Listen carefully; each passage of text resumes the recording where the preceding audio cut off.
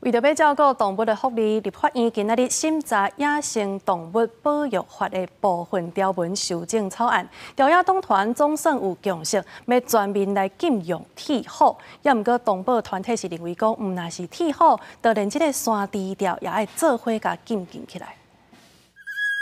小动物互山猪条活斗啊，只老牛挡着，就算互救落来，到尾啊嘛，敢来当顾掉。动物团体摕6年来收集到的影片，啊，搁伫立法院演行动局，都是要呼吁相关单位爱全面禁用活斗啊、山猪条这含金工具。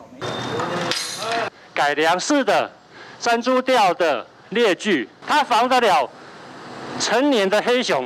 但是幼熊呢、山羌呢、猕猴呢，我们强烈要求。 重新检讨这样子错误的政策。立法院经济委员会12审查《野生动物保育法》的部分条文修正草案，重点是要全面禁用活斗啊，保障原住民的受辣权，强化饲主的责任，也甲扩大没收犯罪物品的范围。目前农业部推撒改良蜡具来防止乌蝇无细字去打着，不过动保团体甲条约立委嘛质疑，烦恼这无法度防止无细字去抓着其他的野生动物。